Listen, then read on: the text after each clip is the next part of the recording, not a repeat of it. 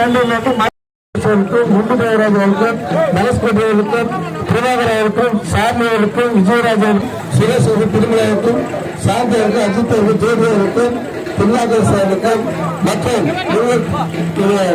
சின்னம்பேரை சேர்ந்த விவேகு குடும்பம் நல்லா இருக்கணும்னா தாய்மார்கள் கிட்ட தான் இருக்குது. ஆகவே நல்ல முடிவு வேணுங்க. அதே நேரத்தில் இன்னைக்கு பாத்தீங்கன்னா ஒரே ஒரு இதுதான் நல்ல இந்த பகுதி வாழ் மக்களுக்கும் குறிப்பாக நீண்ட நேரம் காத்திருக்கும் தாய்மார்களுக்கும் நன்றி வணக்கத்தை தெரிவித்துக் கொண்டு நம்முடைய அகில இந்திய அண்ணா திராவிட முன்னேற்ற கழகத்தின் தலைமையிலான அண்ணன் வருங்கால முதல்வர் அண்ணன் எடப்பாடியார் அவருடைய தலைமையிலான கூட்டணியில் தேசிய முற்போக்கு திராவிட கழகத்தின் பொதுச் செயலாளரும் ஆற்றல் மிகு மக்கள் தலைவி அன்னியார் அவருடைய ஆசியோடும் இங்கே உங்களிடம் புரட்சி சின்னத்துக்கு வாக்கு கேட்டு வருகை தந்திருக்கிறேன். நம்முடைய 3 தெய்வங்கள் நமக்கு புரட்சி தலைவர் எம்ஜிஆர், புரட்சி தலைவி அம்மா, புரட்சி கலைஞர் கேப்டன். இந்த 3 தெய்வங்களும் நம்மளை வாழ வைத்த தெய்வங்கள்.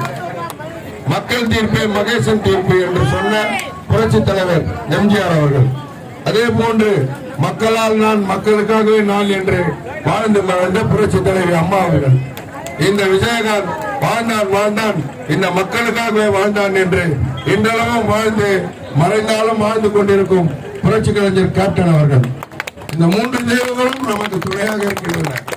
ஆகவே மக்களே, இன்னைக்கு நான் உங்களிடம் வாக்கு கேட்டு வருகை தந்திருக்கேன்னா உங்ககிட்ட ஓட்டை வாங்கிட்டு வெற்றி பெற்று நான் வீட்டில் தூங்குறவன் நான் கிடையாது.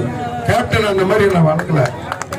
ஏற்கனவே 2011 நான் எழும்பூர் சட்டமன்ற தொகுதி உறுப்பினராக போட்டியிட்ட போது வாய்ப்பு தந்தார். அப்போ கேப்டனுடைய ஆலயம் அம்மா ஆலயம் பெரிய அளவில் இருந்தது. அன்னைக்கு திராவிட முன்னேற்ற கழகத்தை எதிர்கட்சி கூட இல்லாம விரட்டி விட்டோம். நம்ம அதே நிலைய இந்த பாராளுமன்ற தேர்தலும் நம்ம நடத்தி பாராளுமன்றத்தில் திமுகவை இருக்கக்கூடாது என்ற நிலைமையை நம்ம கொண்டு வரணும். ஏன் சொல்றேன்னா, இன்னைக்கு நாட்டில் எண்ணற்ற விலைவாசி, மத்தியில் இருக்கிறவங்களும் சரி மாநிலத்தில் இருக்கிறவங்களும் சரி, மாநிலத்தில் இருக்கிறவங்களும் 3 ஆண்டு காலம் ஆகிறது இன்னைக்கு ஆட்சி செய்து. இந்த 3 ஆண்டு கால ஆட்சியில நீங்க என்னத்தை கண்டீங்க சொல்லுங்க?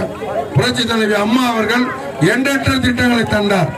தாலிக்கு தங்கம், லேப்டாப், சைக்கிள், இன்னும் சொல்ல போனா இந்த மகப்பேறு காலத்துல இந்த கிட் பேக், குழந்தை பிறந்தாக்கா அவங்களுக்கு இந்த குழந்தைங்களுக்கு ஒரு 14 வகையான பொருட்கள், இந்த பொருட்களை தந்தாங்க.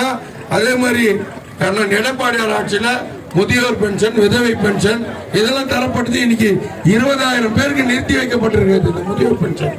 அதே மாதிரி இன்னைக்கு அவர் சொல்றாரு, நான் ஆட்சிக்கு வந்தால் 1000 ரூபாய் அனைத்து தாய்மார்களுக்கும் பெண்களுக்கும் 1000 ரூபாய் உரிமை தொகை வழங்கப்படும் சொன்னார்.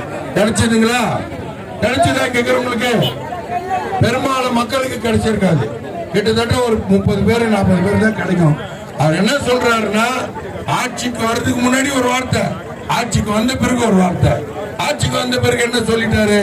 உரிமை தொகை வழங்கப்பட வேண்டும் என்றால் தகுதி உள்ள பெண்களுக்கு தான் வழங்கப்படும். அப்ப உங்களுக்கு எல்லாம் தகுதி இல்லையா? ஓட்டு கேட்க வரப்ப தகுதியை பாக்குறாரு. அம்மா ஓட்டு போடுங்க, ஐயா ஓட்டு போடுங்கன்னு கேக்குறாங்க. நாங்க வந்தா இதை செய்வோம் அதை செய்வோம்ட்டு பொய்யான வாக்குறுதிகளை சொல்றாங்க. ஆனா செஞ்ச திட்டங்களை சொல்லிட்டு ஓட்டு கேளுங்க. அண்ணன் பொன்னேரி சட்டமன்ற தொகுதியில 2 முறை வெற்றி பெற்றாருன்னா இங்க இருக்கிற எண்ணற்ற திட்டங்கள் செஞ்சு கொடுத்தாரு. அதை சொல்லிதான் இன்னைக்கு வாக்கு கேட்கிறோம். அதே போல அண்ணன் வேணுகோபால், டாக்டர் வேணுகோபால் அவர்கள் 2 முறை பாராளுமன்ற உறுப்பினரான பல்வேறு திட்டங்கள் அவர் அமைச்சு கொடுத்தாரு. அதே போலதான் எழும்பூர்ல அன்னைக்கு இருக்கிறப்ப என்ன சட்டமன்ற உறுப்பினராக பல்வேறு பணிகளை நான் செஞ்சிருக்கேன்.